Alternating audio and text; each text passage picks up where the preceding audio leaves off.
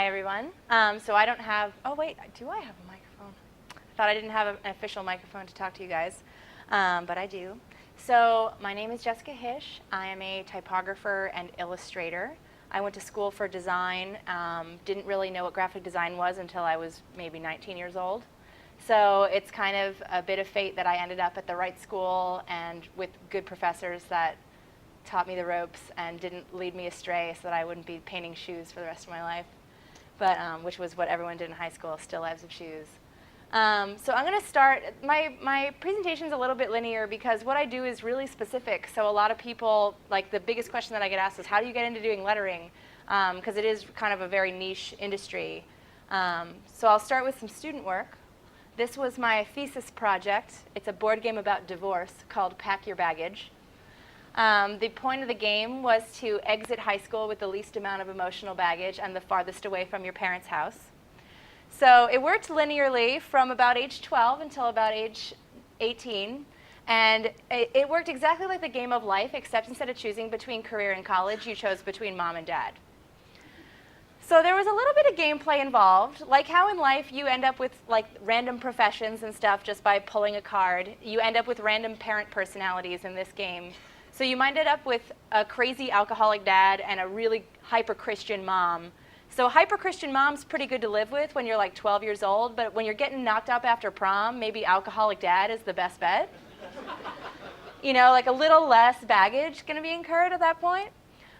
You did, thankfully, have these two blame it on divorce cards, which you would save for something really good, like getting caught in a threesome with your teachers. But that would only work 2 times, so you wouldn't want to blow it on something like being caught smoking weed, because that's not that much of an offense.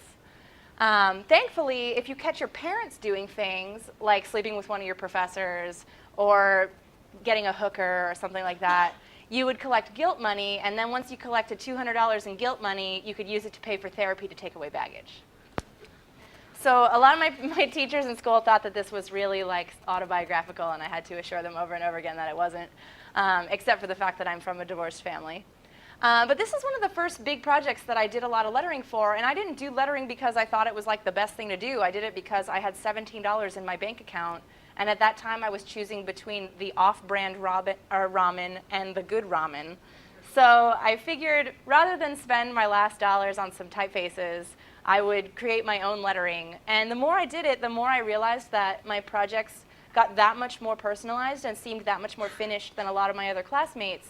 So it was kind of a side benefit of just being poor, you know, having these projects that seemed better than everyone else's. So for this project, I created a bunch of different alphabets for and ended up using them a lot throughout the project. This was another student project that I did, which I like to show this piece. I did this when I was a sophomore, and you kind of don't really realize how big of an impact certain projects that you do will have on the rest of your work, and that was totally the case with this time. I tried to make this out of actual physical cut paper, and I realized really quickly that if you want to be a cut paper artist, you have to be an awesome designer and also a crazy, crazy photographer. So I decided to draw it on the computer instead, and in the end, the result looked more like cut paper than anything that I was actually cutting out of paper. But so this is something that was so simple that I didn't even think about, that didn't make it into my final senior portfolio, ended up having a huge impact on my illustration work later. And I actually revisited it for a project that I recently did for the Art Directors Club in New York. And you can see just kind of like the sophistication that is with this new project versus the old, and how it looks more cut papery because it's actually in how a cut paper illustration would be. So yeah, I work entirely in Adobe Illustrator, pretty much. A lot of people think that I work in a lot of different mediums and whatnot, but everything that I do is in Illustrator, and the only reason I even open Photoshop is because I export all of my files as TIFFs to send to clients because I do not trust them with my working files. If you want someone to mess up your files, it's just send them your working files, and all of a sudden the colors are crazy and all the effects are 72 DPI, and it doesn't work.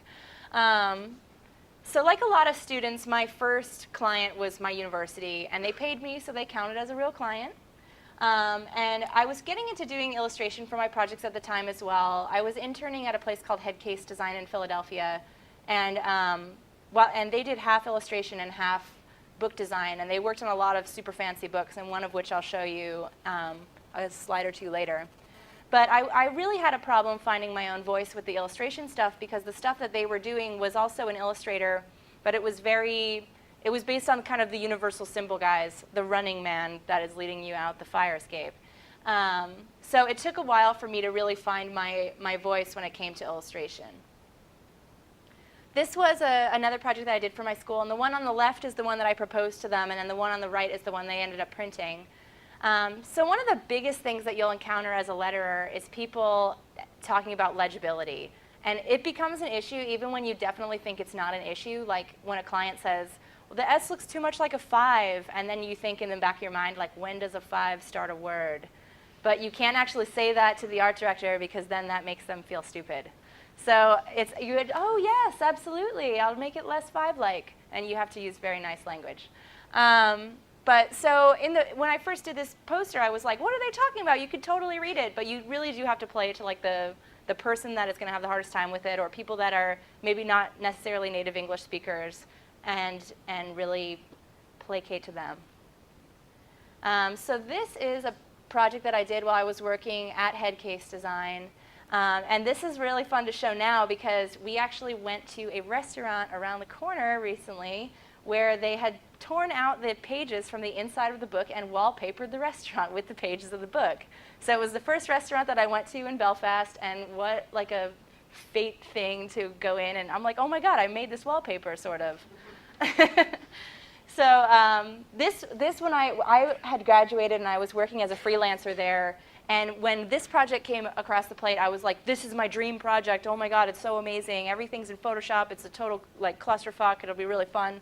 But in the end, like, thank God I was 22 and had this like insane energy. I still have that energy, but maybe just like a little less now because I know I don't have to work quite as hard as I did when I was 22.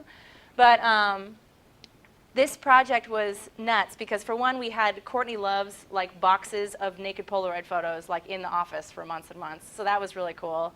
And then it was also crazy because book design is really, really formulated so that all the stages happen in real particular order. So at the beginning, you have to send like a cast off, which is just everything thrown into place so they can see that the page count is hit, and then you refine from there.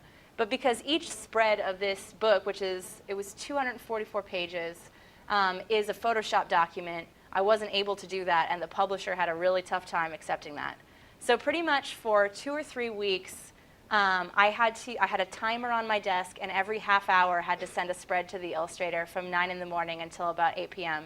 And then I would stay late at work and work until about 3 in the morning just so that I wouldn't have to do it the next day, and then I always ended up having to do it anyway. But the thing that was really interesting about this project is, imagine reflowing text that is written by hand. So I had to isolate all this text, rearrange it and reflow it, put it on different backgrounds. A bunch of people thought that these were just like scans of Courtney Love's actual diaries, and if only she was that interesting to make diaries that look like this. But yeah, it was super challenging, but it was really fun, and it was when I graduated school, it was the perfect project because I was like, man, people get to do this and get paid to do it. But this is my favorite spread because Kurt Cobain actually wrote "Shut Up, Bitch" on his baby's picture, and they wanted me to tuck this away, and I refused. So while I was working for Headcase, I was trying to get more freelance illustration work, and illustration is quite different from design because there are actual venues to promote yourself in. Whereas a lot of times design can be very word of mouth. I mean, you're kind of getting projects from friends and friends of friends and professors and all this stuff. Illustration, you can buy lists of art directors and send promos to them. You can enter all these competitions that actually a lot of art directors look at. With design, it's tough because there are a few competitions that everyone looks at, like in America, like Communication Arts. I'm sure you guys probably see that as well. But they can be really difficult to get into, and the ones that are easier to get into aren't on the desk of every art director. So I found that illustration was kind of easier for me to break into almost than design, just because design you have to rely on a job to get into doing freelance illustration stuff, and illustration you can actually have means to promote yourself. But I did this set of the 12 Days of Christmas, and I sent it out to 250 art directors and then 5 people who I thought were really awesome, including Christoph Niemann and Louise Feely. And literally no one wrote me back except for Louise Feely. So in the end, it ended up being the most successful promo I've ever sent out, but like from an illustrator standpoint, it would have been the least successful. If you guys aren't familiar with Louise Fialli's work, she's a really amazing, amazing designer, like really old school. She used to work for Herb Lubalin for years and years, and then she started her own shop about 25 years ago. She's married to Steve Heller. So if you could imagine, like, basically the most ultra-connected lady in the design world ever, and her work is just super, super beautiful. So she called me up and had me come in for a portfolio review, and I had no idea that she was hiring. I just thought she wanted to see what the youth of today were doing. So I showed up like dressed in like black trash bags because it was raining and I didn't have a proper raincoat, and I was carrying this like 60-pound portfolio because my school still does these like old school like mounted on board portfolios. And she offered me a job that day. So I had 3 weeks to move to New York, totally uproot myself and change my life, and it ended up being like the best decision I ever made to go and work for her. Not that I really could make the decision, it was kind of made for me. So working for Louise had a super, super massive impact on my work, mostly because I had liked to do lettering in school. I liked to do it for my projects, but I was doing much more like zany lettering. And when I started working for Louise, I mean, she does very kind of like just beautiful, sincere design. And every day I would go into work and draw type from 9 in the morning until 6 p.m. And then that went on for 2.5 years. So I was offered an opportunity that not a lot of people have, which is to be able to do something that they want to do all day, every day. And then I would also go home and work from like 7 p.m. until 3 in the morning on all of my freelance work.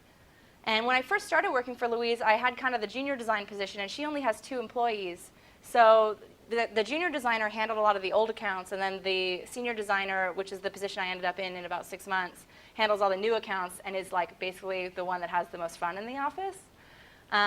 So all the new projects that come in, when I first started, she has such an insane library of stuff, it would seriously make you throw up. Like, literally, she and Steve Heller rent an extra apartment as their library, which is in the same building that they live in.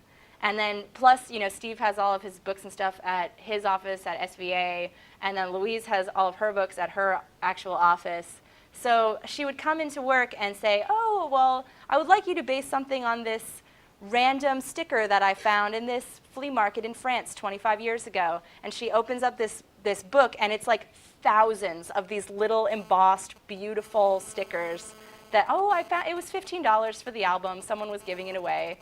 And then you're like, oh, God, I hate you that you own these things. Because we'll never be able to do that because everyone's too design conscious now, and there's no such thing as some random flea market in France where it's not pilfered through to the last possible book. But I got to work in a ton of different styles. These are just some of the logos that I did when I was working for her. This is another logo for a restaurant that's in Texas. So this is the logo that was chosen. Obviously, not all the time I was drawing the type by hand. So when I first started, she would be giving me type samples, and I would be either replicating them, like to digitize them, or doing something that was very close. And then the longer that I worked there, the more she would just give these like really basic pencil sketches. And then from those pencil sketches, I would interpret to what she actually wanted. And we just got on such like a good flow that by the time I had quit working for her, it was just so easy to get projects done that she was like, you have to find me you when you leave, because I don't know how I'm going to do this otherwise. But so that logo was the one that was approved, but these are some of the other proposals that were shown. So Louise is really smart because she won't show these to anyone. And we'll just like, oh, someone will need like a flower logo eventually. They'll need an R down the road. And I am the opposite of that, which I need to show the internet like everything that I'm doing at any given point. So I just hope that at one point or another I'll be able to salvage like something out of new projects, because I certainly can't keep anything hidden when I'm working on them. So we worked on a lot of wine label stuff as well. We did a lot of stuff for food, food books, food labels, restaurants. And wine is obviously a great place for lettering to happen. But one of the things that I really learned about doing wine labels, and like several projects have taught me this over time, is when lettering is appropriate and when it's not appropriate. So if anyone doesn't know the difference between lettering and type now, I can tell you. Lettering is is words that are drawn specific for a very specific location. So basically, a lot of times you'll see like a crazy headline in a magazine, and it was drawn just for that. It doesn't exist as a full alphabet. You can't type it out. And actually, if you went and rearranged a bunch of the letters, it would probably look like shit. But that's okay, because it's meant for just that really specific application. And obviously, type design and typography in general is fonts are typable fonts, and type design is the alphabets that will then probably be converted to fonts. So in the case of this label, we knew that there were going to be like 15 different wines, not just one. So I only lettered the Corte Campagnola type, and then we paired typefaces to match with the rest of it, because there's no way the client would be able to afford custom lettering for all the 15 labels. So one of the things that I love about design, which I like less about illustration, is that every time that you get a new project in design, it can be totally different. Like, you're just doing whatever is appropriate for the job. So with illustration, literally, if you don't have a Christmas tree in your portfolio, you will not be hired to draw Christmas trees in the future.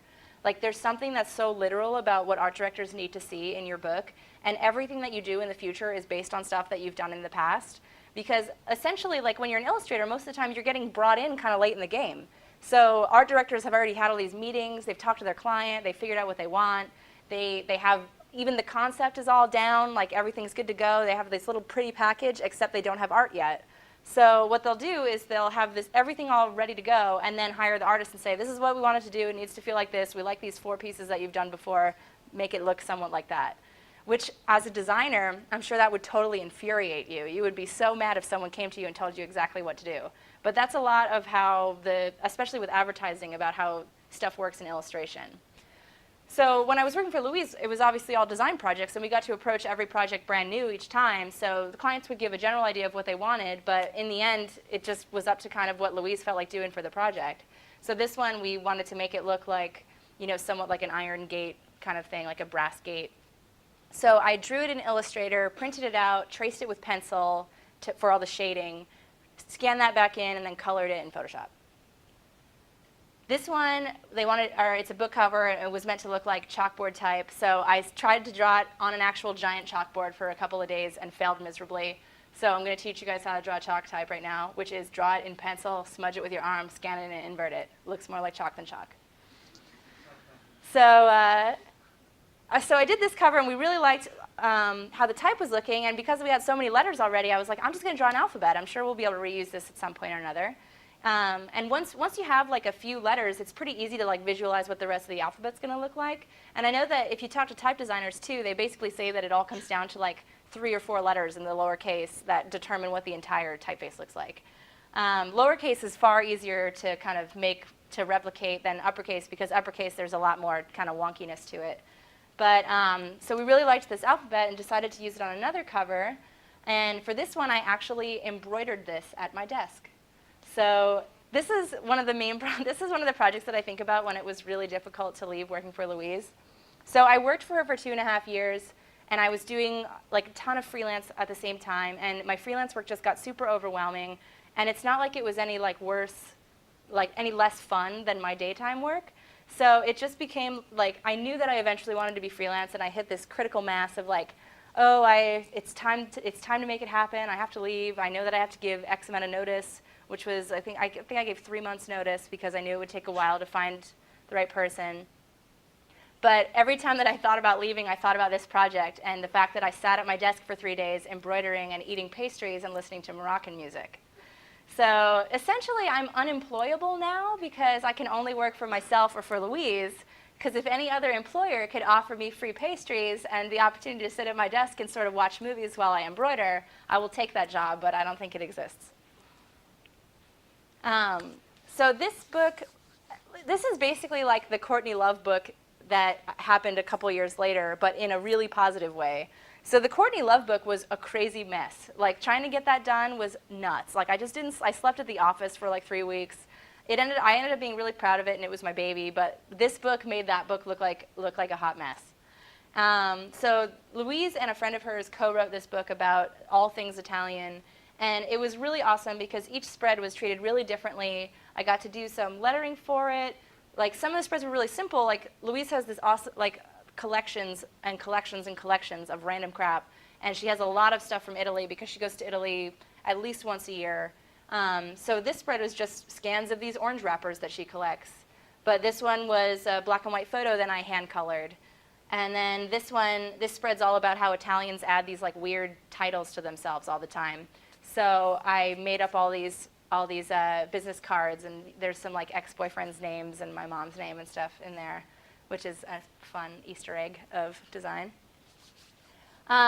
This project I worked on while I was with Louise, but the reason why I really like to show it is because the guy that drew the chocolate on here only draws chocolate for a living. That's all that he does.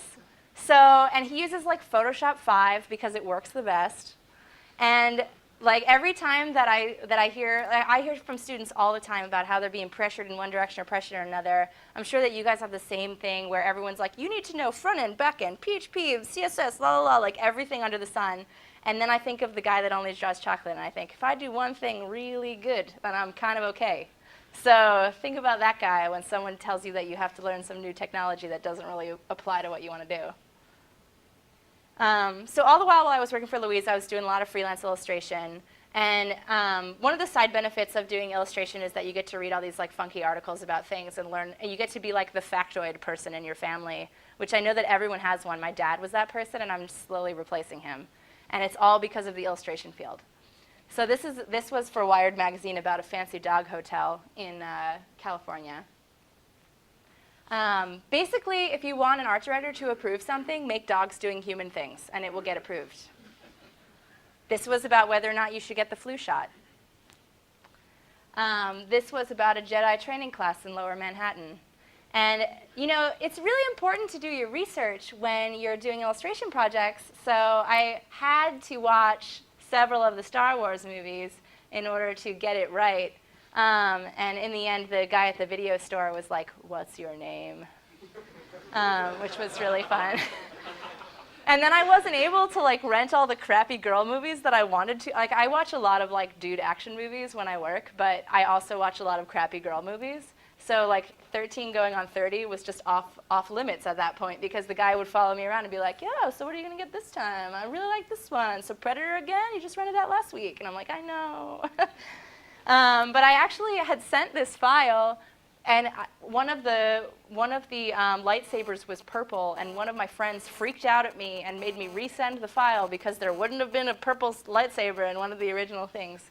So it's important to have friends that have nerdy interests around you all the time. This was about whether or not gamers make better employees, which they do if you play these like collaborative games. This is probably my most award-winning illustration, and I think it's entirely because of the boobs hanging over the edge. So this was about all-girls Catholic schools. This is like I have several dream jobs that I've done over the course of time, and this is one of them because Entertainment Weekly called me and said, "We have an assignment for you. It's about famous internet cats. Here's a bunch of YouTube videos." And I was like, yes. And of course I'd seen them all already, because if any of you guys know me, I mean, famous internet cats is kind of my jam. But I had the excuse to spend an afternoon rewatching them. And if you guys haven't seen the Maru with the bag over its head video, that's required reading for this talk. This is an illustration for the New York Times. And the New York Times are really fun to work for and really terrifying to work for. Because one, if you want to talk about like a readership that is going to call you out if you do things wrong, it is definitely the New York Times. And then also, one of the things that's so fascinating about them is that you can seriously do like a crazy ad campaign that will pay your rent for 6 months. It's in like 8 different countries on billboards and television, and no one will say shit to you about it. But if you do like a 2 by 2 inch illustration in the New York Times, you get like 20 emails. "I saw your illustration in the New York Times, it's great." And I'm just like, I love that something that paid me like $150 gets like so much more like, I don't know, pizzazz in the world than this thing that actually paid me real money. So this was this came out around when the Nobel Prize stuff happened last year, when someone leaked that it wasn't an American that won. So it's about whether or not European literature is superior to American literature. This is for an article about finding new talent in financial advising. So sometimes you get to work with art directors that are like totally into art and want to make it look awesome. So this art director hired me for this job, and I thought that I handed in all these sketches that involved like businessmen in the color green or something like that, and it just failed miserably. She shot down all my sketches and said, no, no, no, no businessmen, no ties, no nothing, no people. So I was racking my brain. It was like 2 o'clock in the morning. I couldn't figure out what I wanted to do. And I was thinking, what's talented? Circus animals are talented. And sure enough, total got approval. She was also the one who the pets with the flu shot one was for. So she's a visionary. So more and more, I started trying to incorporate type into my illustration because I wasn't getting hired to do just type at the moment. I was getting hired to do just illustration. So I would get these projects and I would try to do kind of a hybrid type illustration project, or I would try to propose like an all type solution and an all illustration solution and see which one they went for.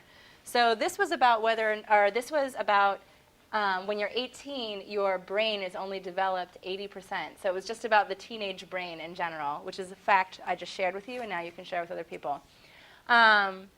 So I proposed another one that was like a school portrait of like a nerdy kid, and the top 20% was erased out. And I thought that one was smarter, but they really dug on teenage brain with environment-y things in it. But the thing that's neat about doing type for editorial illustration is when you get hired to do type for like a headline, like they just give you the headline, you draw it, and that's it. But when you get hired for an editorial illustration, you can kind of play around and inject some of your humor into it. So brain slower downer is what the name of Brewski is. And I just had like a lot of fun writing really stupid copy for the stuff that's in my illustrations. So this is what my sketches look like generally, and the thing on the left is my favorite thing I've ever drawn ever. So this is for a website called badmovies.org, which is like a compendium of B horror movie kind of stuff. And they have things like to test whether or not the movie is a B movie, like does it have a pro wrestler in it? Is the cover lenticular printed? So it was really fun. So for the one on the left, they're basically the same concept but executed 2 different ways. So the one on the left is like a combination of every kind of movie I could think of that would be on the site. So it's like a Vargas girl with the creature from the Black Lagoon head and a machine gun. It sounds really good. And then the other is the craziest title I could think of, which would combine all of the things that you would find on the site. So that's the one they went for, which is Unstoppable Kung Fu Zombie Teenage Bikini Creatures from the Planet Death.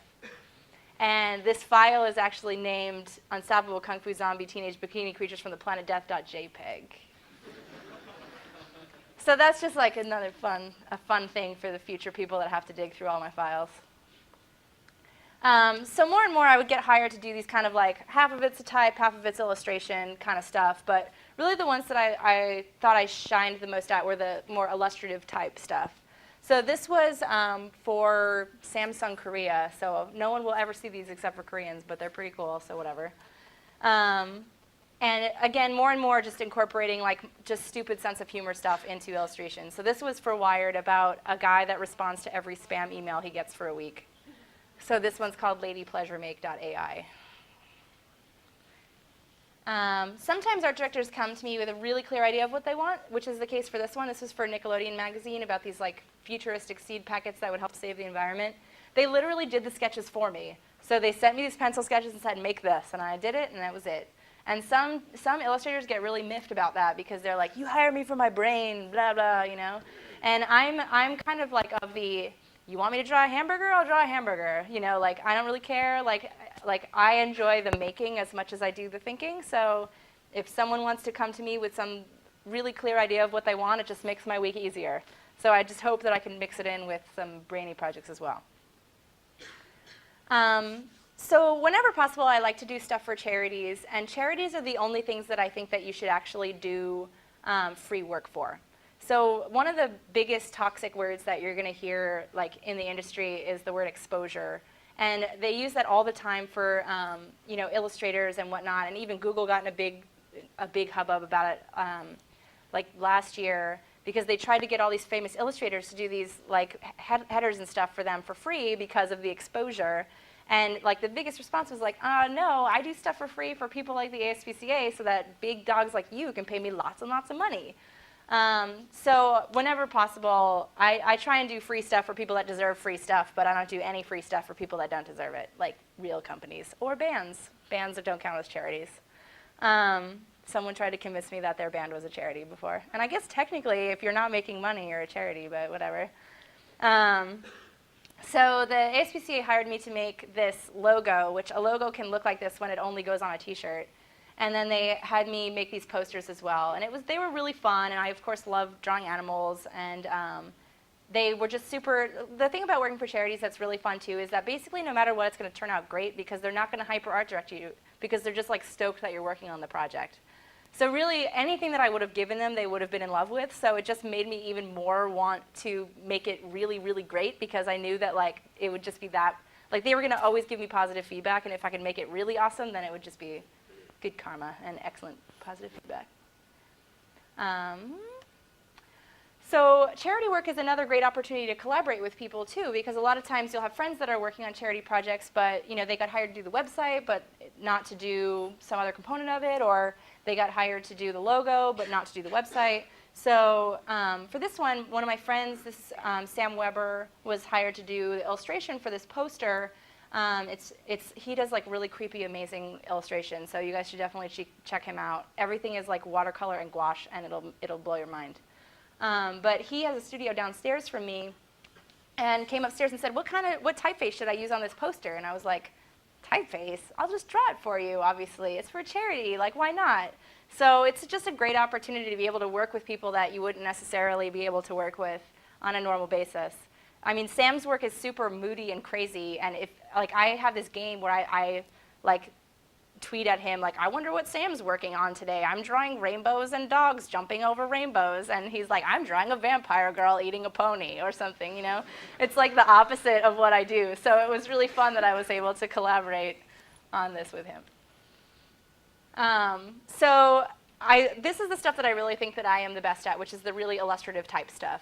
I got asked to do a gallery show in Australia, and this was my submission for it. We could do whatever we wanted. I have this Google Doc of things that I eventually want to make real, and Say It With Flowers was one of them, which is written on all the flower packaging. I'm not sure if it is over here as well. I'm assuming yes. But gallery shows are really fun because it's one thing that I never thought I would actually get into doing, because I went to school for fine art originally, but I hated fine art because I felt like I had nothing to say. And that's kind of why I love design, because it was all about helping other people and solving problems rather than being self-expressionistic. But these like little type gallery show kind of things are really fun because they give me a general topic. Like this one was we were each assigned a month of the year, and I chose the month of July, and Super Soakers all the way for the month of July. Though actually, truthfully, I had those super ghetto Super Soakers that were just like two PVC pipes that fit into each other. Does anyone know what I'm talking about?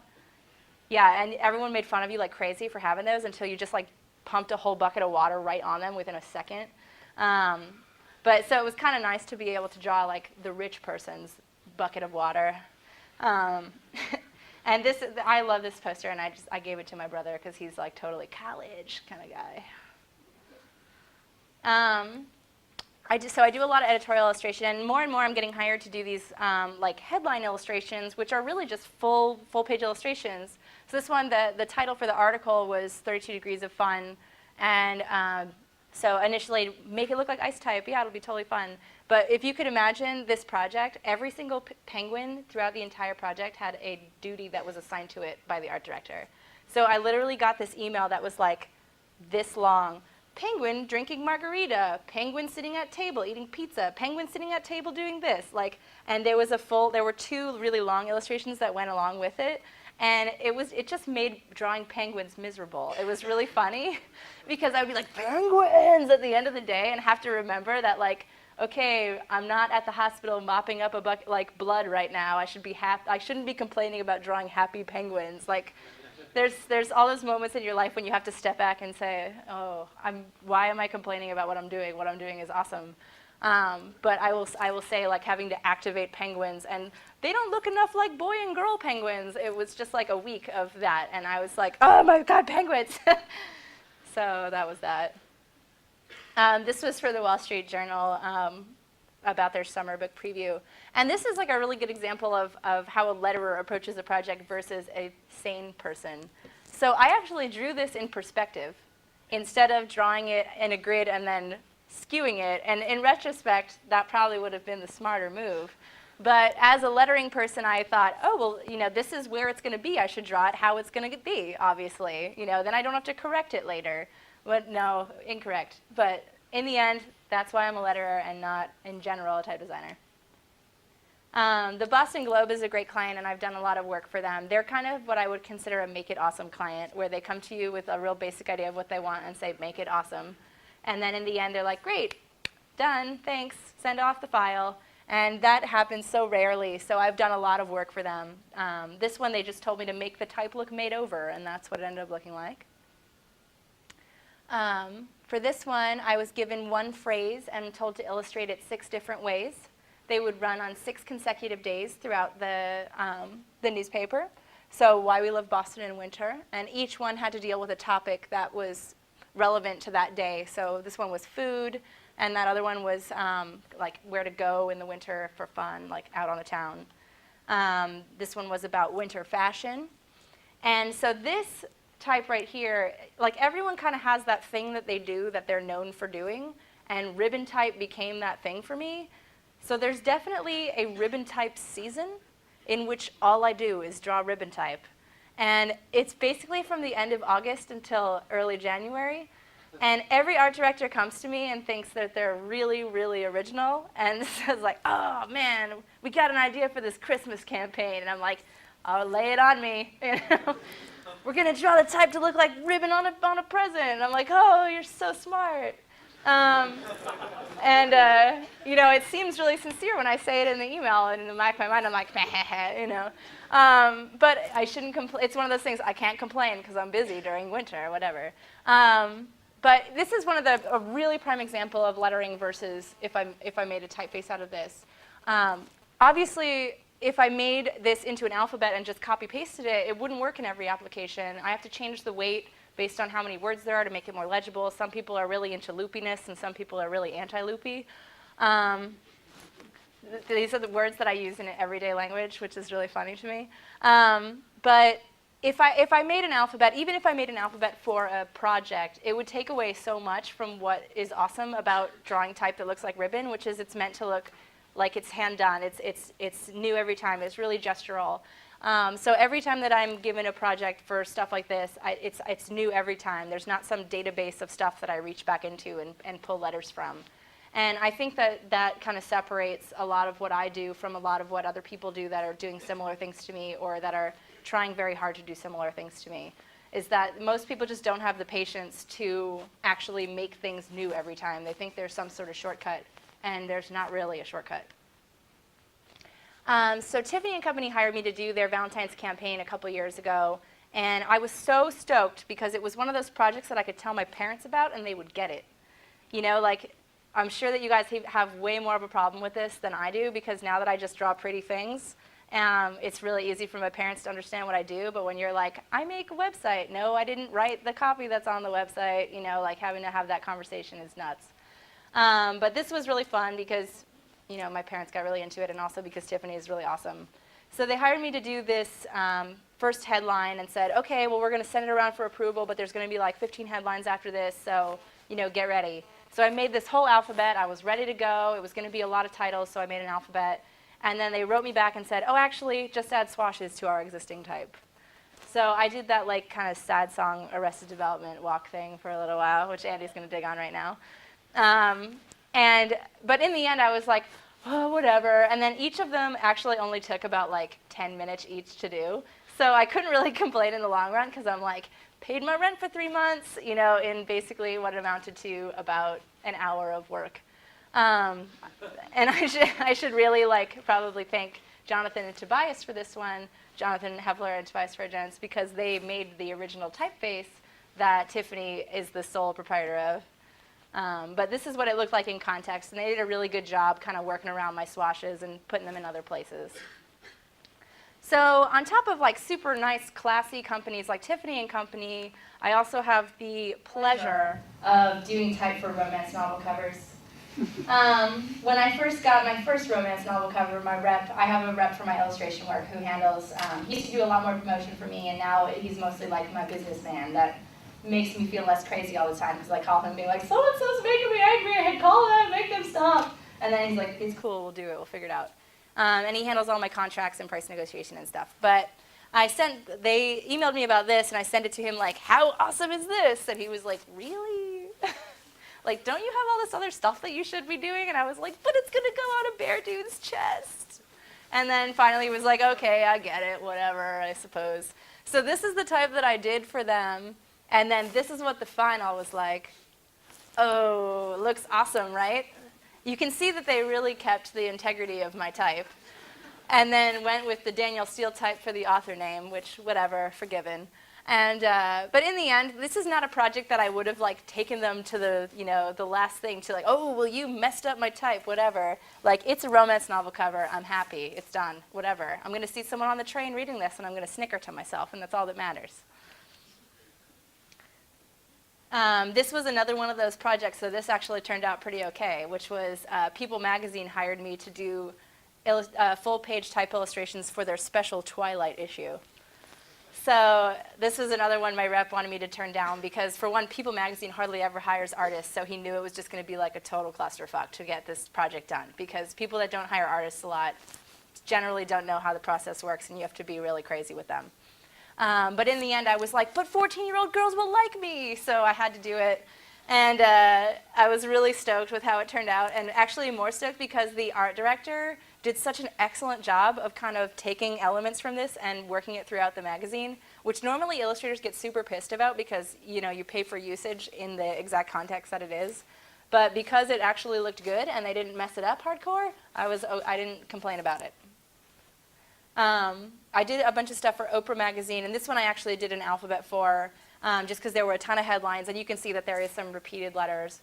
But the main reason why this was an awesome project is because, okay, illustrators, I'm sure illustrators and web designers are like the same in terms of our lifestyle. We're like sitting at home watching Battlestar Galactica, eating cheese balls with no pants on, and doing work. And that's like how my life is. That's like my whole life is doing that. So Oprah magazine called me and had me come into the office to go over these spreads and feel like a really important person and walk around and say, oh yeah, I think that should go there and that should go there. And their offices are super beautiful. I felt like I was in an episode of Mad Men or something. But it was really fun because art directors, like, I talk to them a lot, or not even, I email with them a lot and talk to them seldomly. But it's so pleasant to be able to like actually have a conversation with one and to talk about a project in person. So I used to be very anti this because I felt like it was a waste of time because everything can happen through email. But when you know that a project might require a bit more back and forth, meeting in person is kind of a good way to avoid that. So now, more often than not, I'm hired to just do type headlines. So it went from not doing any type at all to incorporating it into my illustration to getting hired to do illustrative type, and then now I'm just doing straight up fancy lettering for stuff. So this was for Golf Digest magazine, and they hired me to do these headlines that were kind of meant to look like they were on these old like Myrtle Beach posters from the 30s and stuff. And they hired this old school oil painter to do the illustrations, and they ended up looking really cool. Golf Digest actually has a really excellent like art director, creative director team. They do really fun stuff. But you can see in work like this just how big of an impact working for Louise had on my freelance work. So at this point, I was off on my own and just doing all this stuff, and having the 2.5 years of just embedding junk into my brain just over and over and over again had such a massive impact on how I approach projects. So a lot of people think that it's difficult to get into doing lettering, or that it's really difficult to learn, that you have to go to school for it, that you have to do all this stuff, when really you just have to like be really observant and look at as much stuff as humanly possible.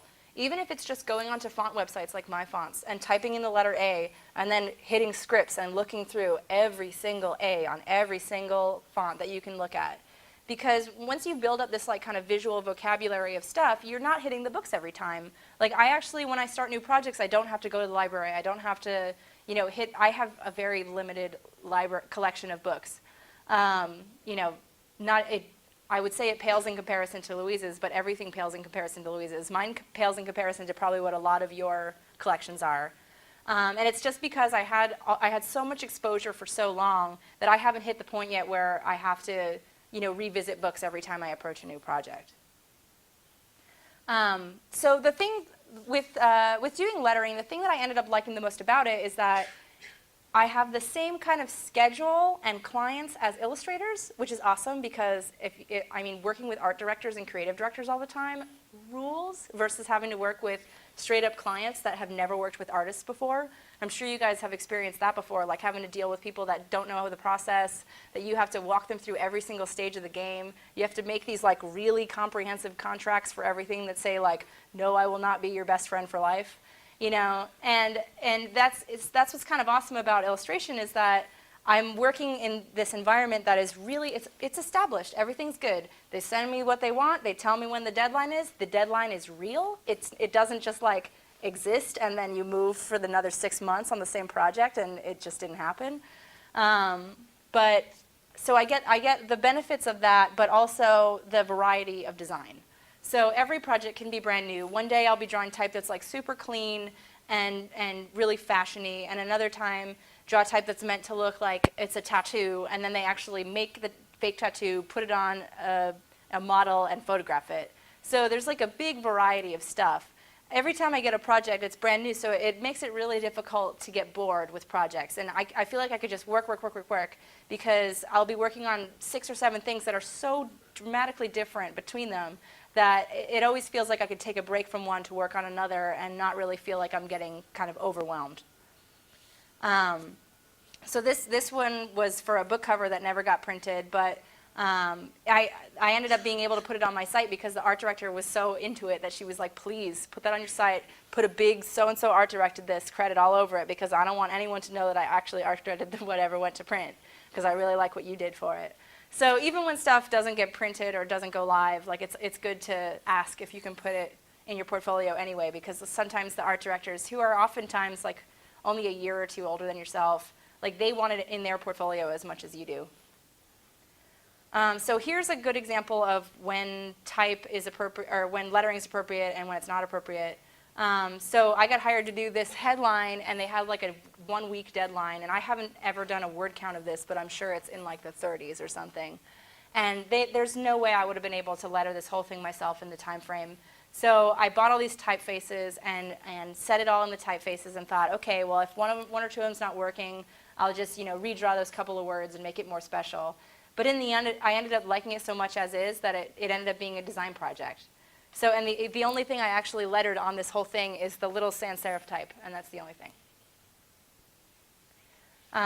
This was, a cool thing about this is that so the script type on this was drawn by a female type designer, and she saw this in my portfolio and wrote me and was like, thank you for not using my font on a wedding invitation.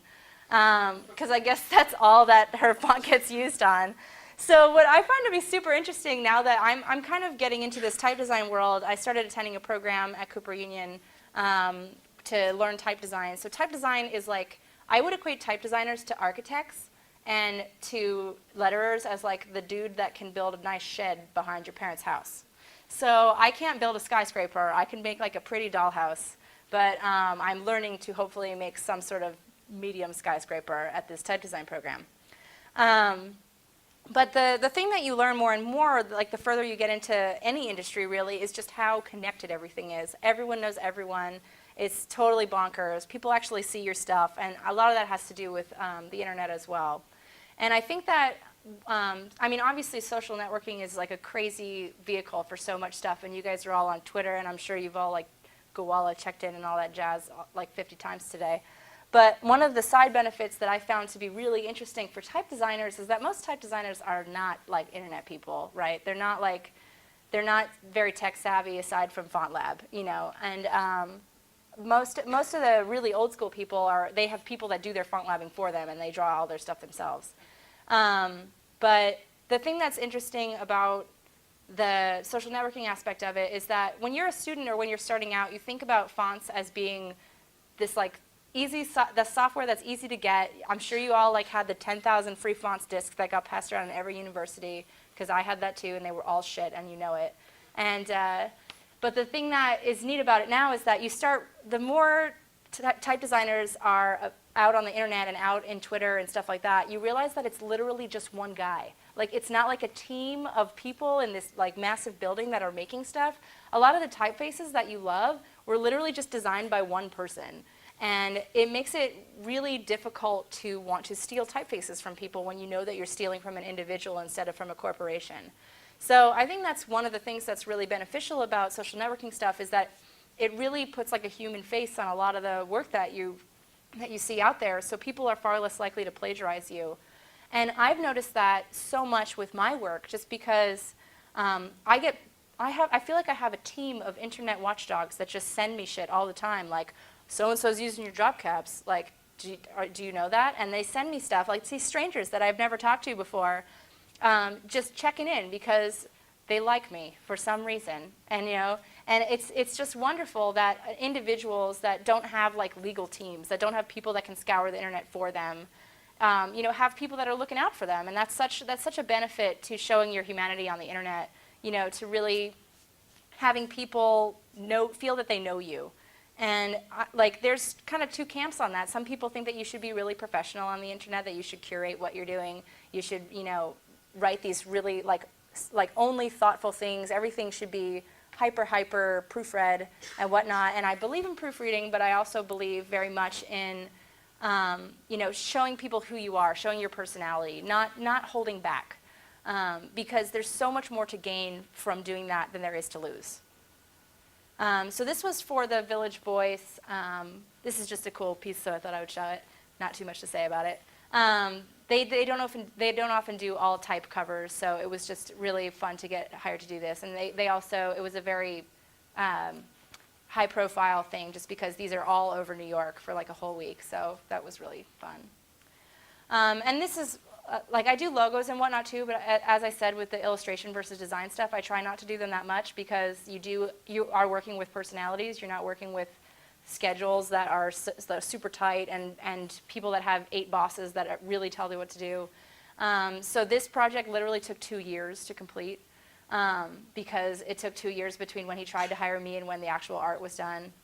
This was like the opposite of that, where this girl was like, oh, I want something scripty. And I said, oh, well, you don't have that much of a budget. I'll just do one, okay? And she was like, great. And I did one. And she was like, I love it. Here's your money.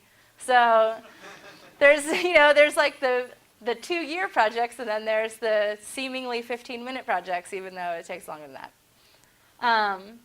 So here's a couple of current projects I've been working on. I made this day planner for a company called Gallison, which is like a high-end stationery company.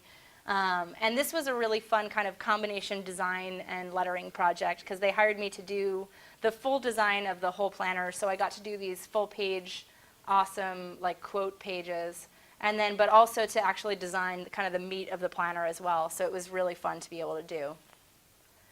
And then this is one of the bigger projects that I'm working on at the moment, which I'm making these classic book covers. So these are all leather that are then stamped with a metallic foil and a color foil. And the thing this is like my new like dream project, because I get like a new dream project about every 6 or 8 months probably, but this is my current one.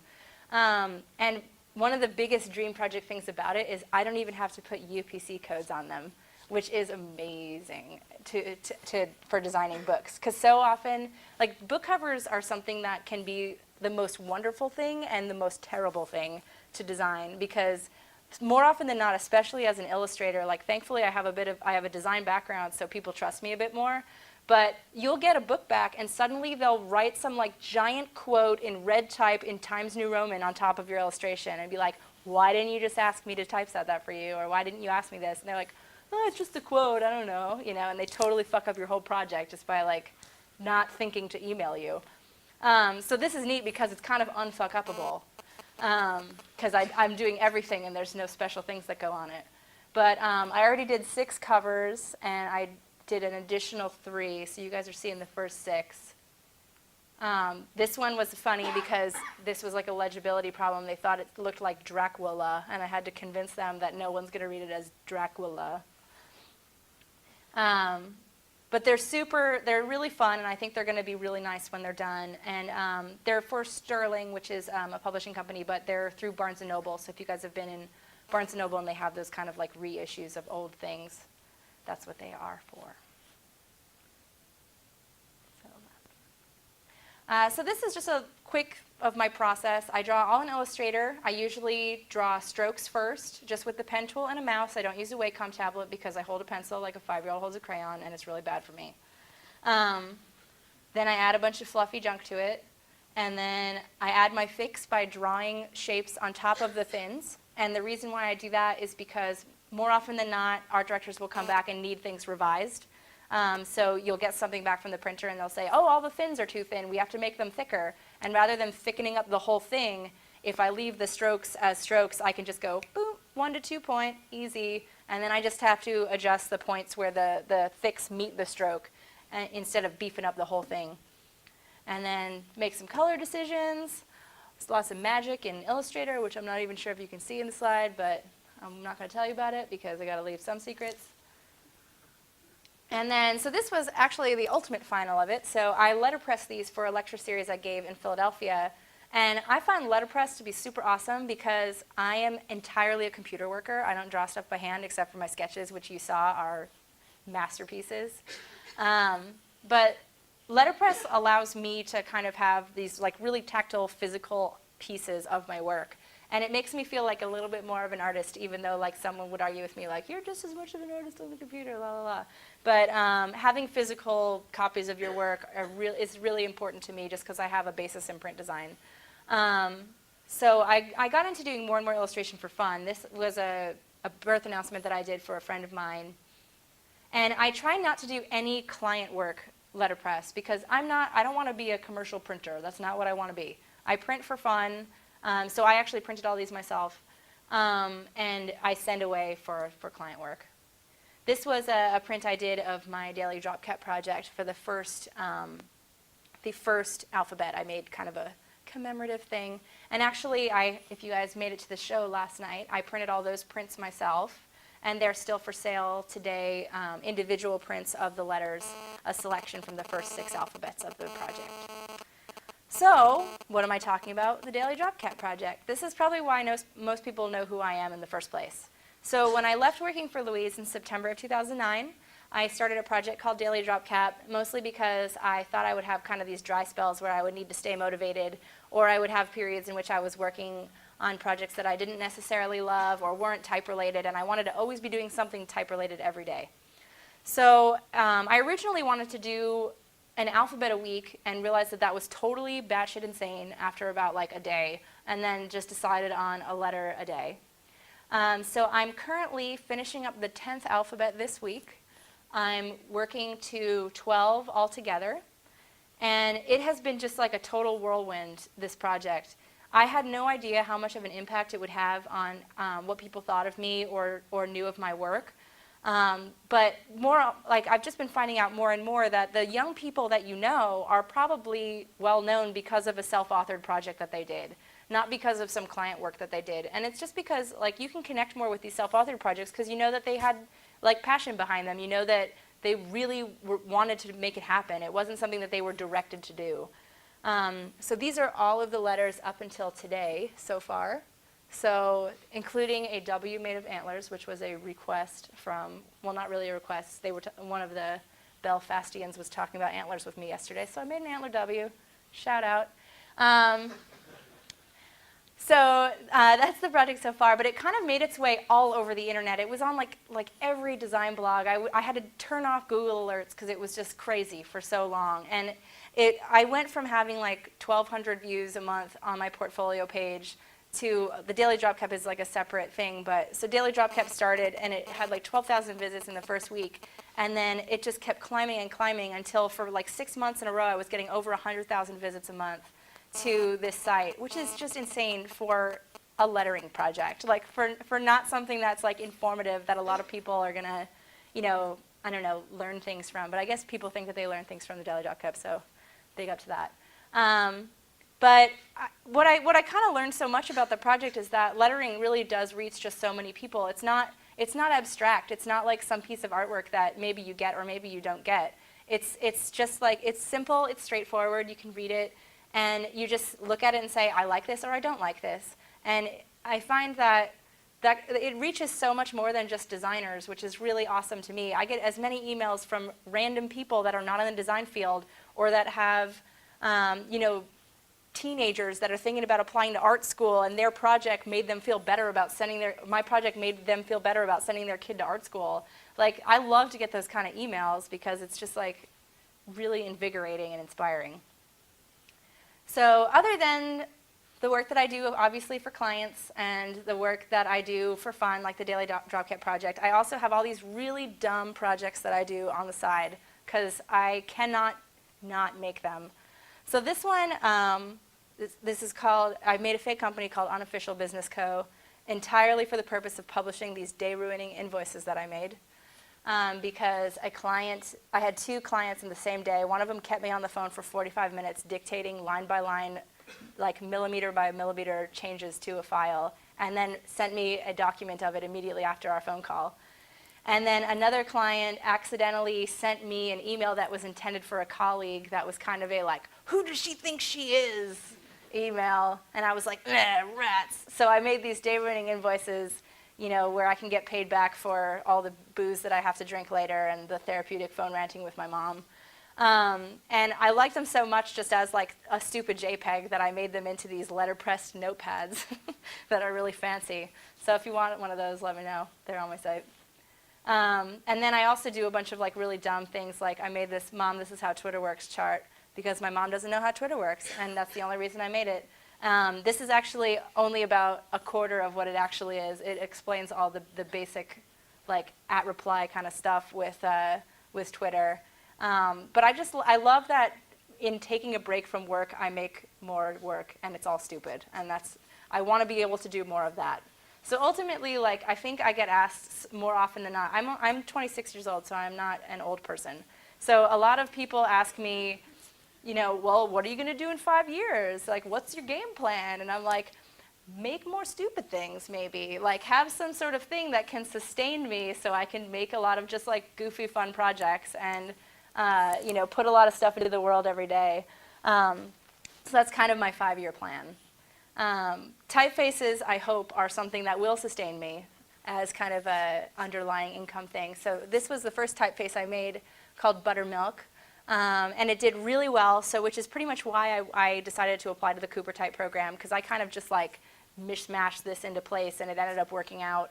But I want to make real usable typefaces, not just display faces, because I think that lettering has a real purpose in this world, and that most people get totally angry if you buy a typeface and there's only one use for it. So I want to make what I would call Best Supporting Actress type, not Best Actress type. You know, I want the supporting role. That said, I did make this crazy display typeface this month, but whatever. It took me like a few days to make, so there's that. I think that my holiday cards this year will just be curse words set in fancy snowflake type. And feel free to do the same. If any of you guys bought this or are planning on buying it, please set lots of curse words in it and send them to me, and I will post all about them. I think there should be a microsite just for that. So that's kind of where I'm at. So keeping on with the Daily Drop Cap. Thankfully, only 2 alphabets left. Doing more crappy internet projects. Making more like single-day websites, which I do a lot of. I have this website called The Internet Sends Me Cake, which I got reinvigorated a little bit today because someone sent me a picture of a cake that they made. So I had a project where people would send me cake, and then I would write about their cake and send a link to their website. So I would only judge them based on their cake, not on their work. I don't know. It seemed like a good idea at the time. I got a lot of cake for a little while.